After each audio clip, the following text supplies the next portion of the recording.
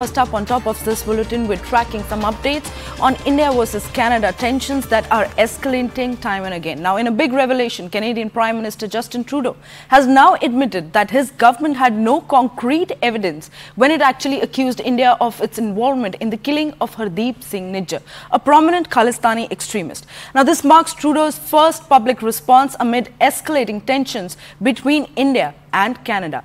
While testifying before a foreign interference inquiry, Trudeau acknowledged that the allegations were based on intelligence from Canada and Five Eyes rather than definitive hard proof.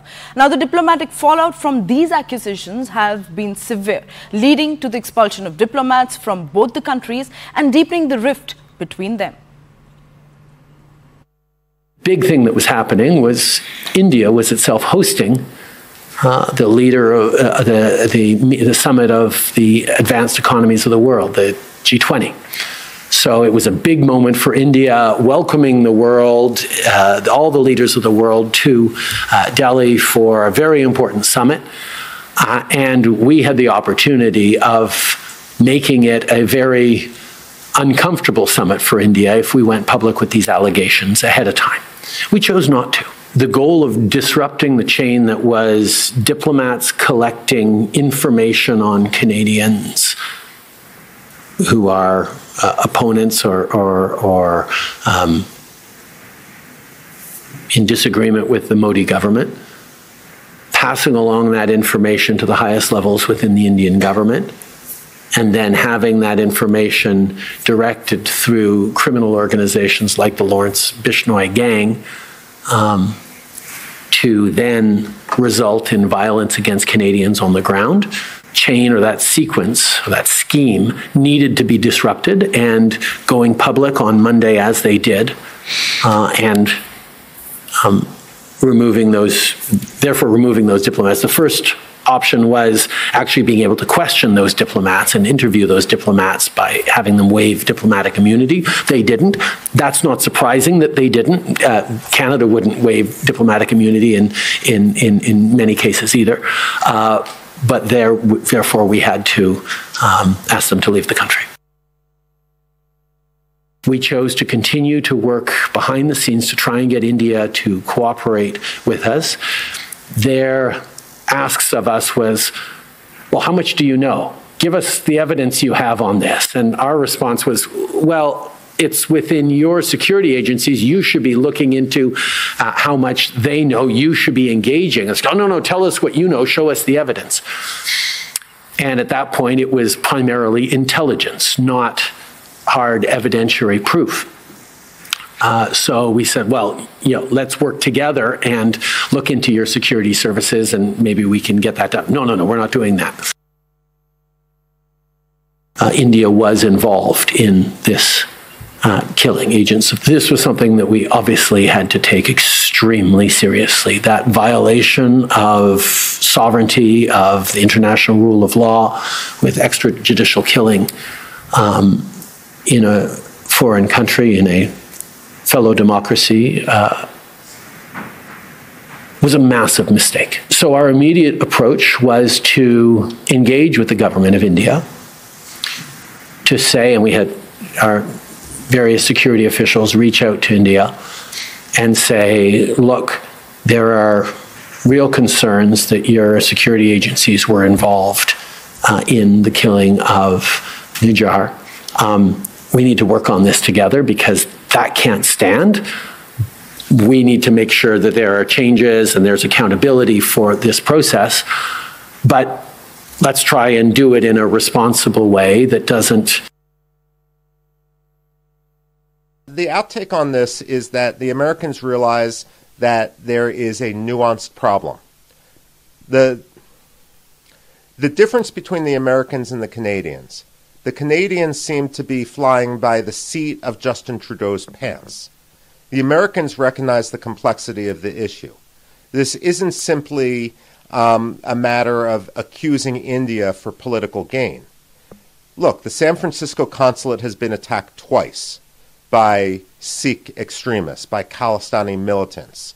The Americans understand at this point that the Khalistani militants are engaged in organized crime, and therefore they recognize that not all is as meets the eye. That's why the Indians seem to also be much more willing to trust the American investigation, because the American investigation is much less designed to protect a single prime minister and much more designed to get to the heart of the matter.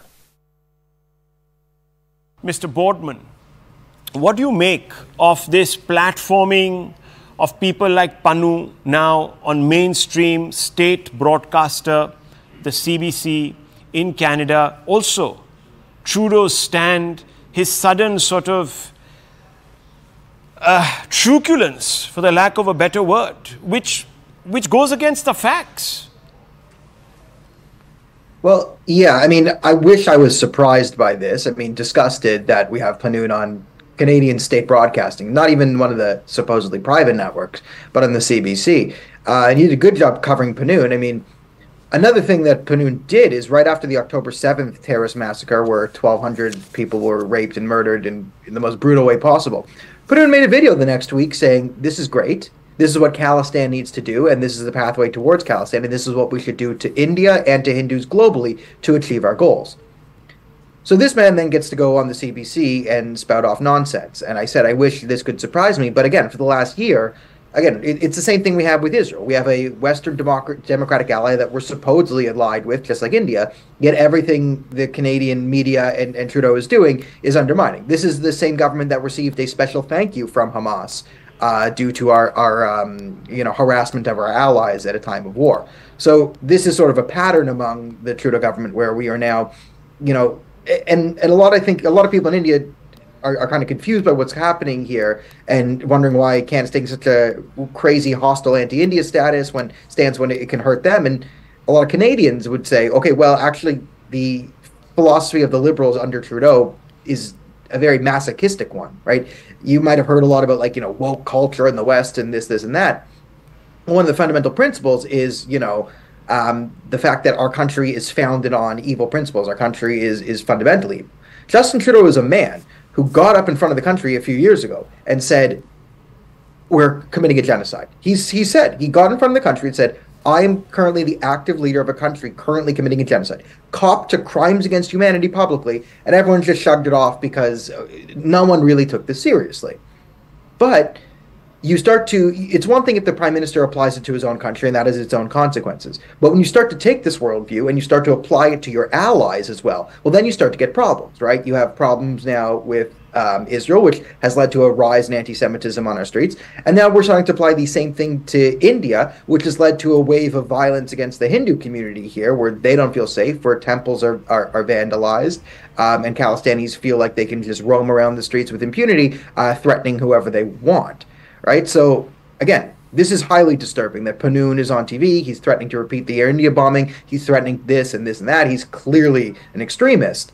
He's being brought on as some sort of, Sikh community leader when he's, a lunatic. And now he's claiming that he's sharing information with the Trudeau government. And to me, this also kind of makes sense. Because initially, these allegations you outline, which are insane and make no sense, to me, I've always said they seem like the fever dream of a lunatic Khalistani in Panoon's organization. Turns out it was from the chief lunatic Khalistani, Panoon himself, who seems to be feeding it. I wouldn't be surprised if we learn in 3 years that the evidence we have is, documents sent by Sikhs for Justice about all their different conspiracy theories around this and that. And these are people who still are trying to offer $5 million.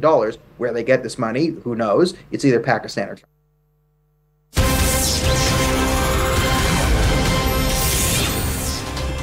Well, this breaking input is also pertinent to the escalating tensions between India and Canada. Now, the Ministry of External Affairs has responded to Trudeau's big admission, says Trudeau has confirmed India's stance, adding further that the responsibility of the damage of India-Canada ties lie on Trudeau all alone. So this reaction is coming in light of the recent developments where the MEA has responded, underscoring a pivotal moment in the ongoing diplomatic tensions between India and Canada. And this comes especially after a big revelation of Canadian Prime Minister Justin Trudeau, where he's admitted that his government had actually no concrete evidence when it accused India of involvement in the killing of Hardeep Singh Nijjar. So these are the latest inputs that we are getting from the ground, where MEA has responded to Trudeau's big admission, saying that Trudeau has confirmed India's stance, adding further that the responsibility of the damage of India-Canada ties lies solely on Justin Trudeau.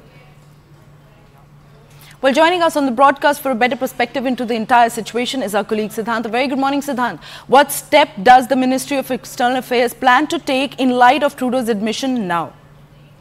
No, this was a post-midnight statement that has been released by Ministry of External Affairs. In fact, again, a very strong statement, and Ministry of External Affairs' spokesperson Randeep Jaiswal says that what we, and I quote, what we have heard today only confirms what we have been saying consistently all along.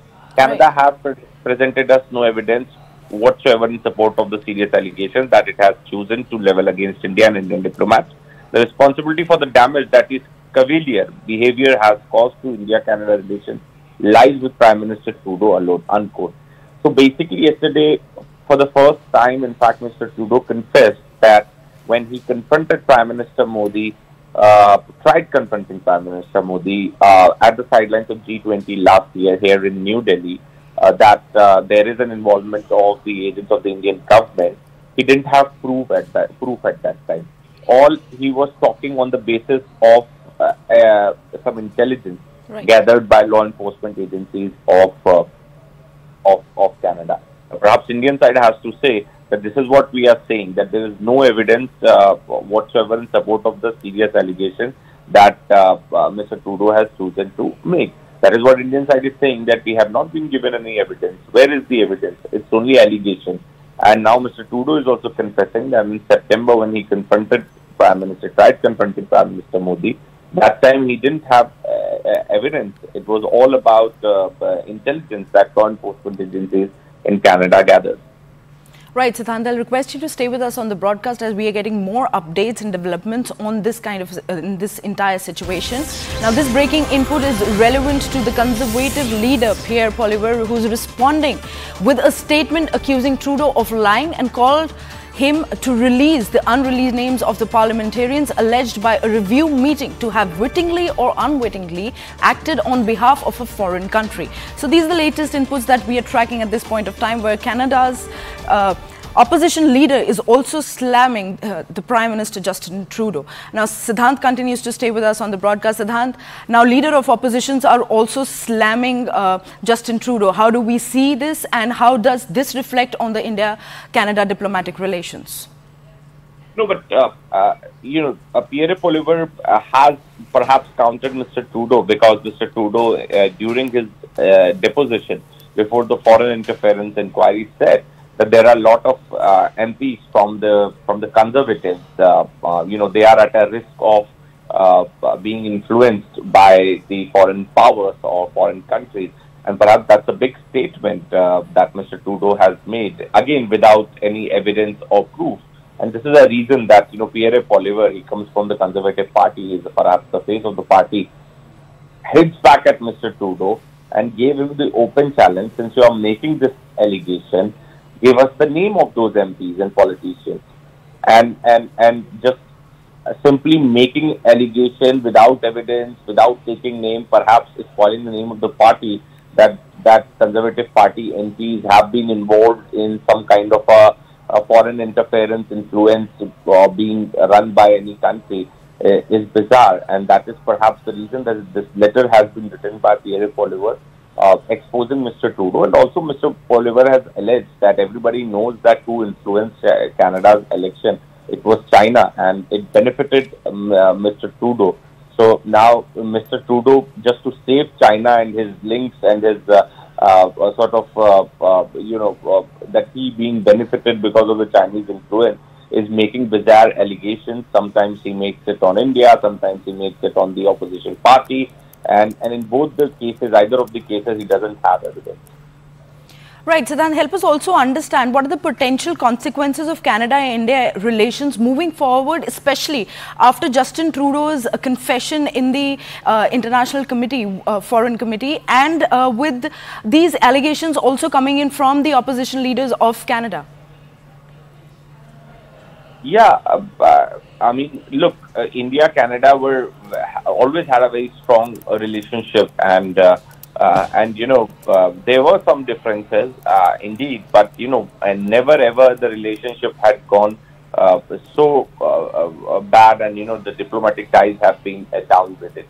This is all being done because Mr. Trudeau somewhere wants to save China, and his and how the Chinese influence area has benefited him to win the elections, and that is perhaps the reason that in fact yesterday in the inquiry, which was principally to talk about the Chinese influence area, perhaps got turned into India bashing inquiry, and also opposition bashing inquiry by Mr. Trudeau. And in fact, the person asking questions in that committee perhaps also looked compromised, because all those questions which were thrown at Mr. Trudeau suits his narrative, and that is another concern within the government of Canada and also the people of Canada is what about the Chinese influence area? What action has Mr. Trudeau taken there? What about the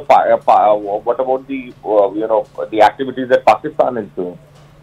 So when the report was published, there were many countries mentioned in that report, which and the allegations were that these countries might have influenced the Canadian elections.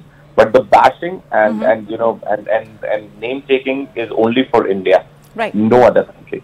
Right, Siddharth, thank you so much for bringing in all those details. Well, we'll continue to track the story as the day progresses. But as the opposition criticizes Trudeau for his handling of the entire situation, calling for accountability and clarity, the political fallout from this controversy continues to unfold. With rising tensions between India and Canada, the focus now shifts to how the Canadian government will actually navigate this diplomatic crisis moving forward. With all those updates, we are now slipping into a very short break. Stay tuned. We'll be right back.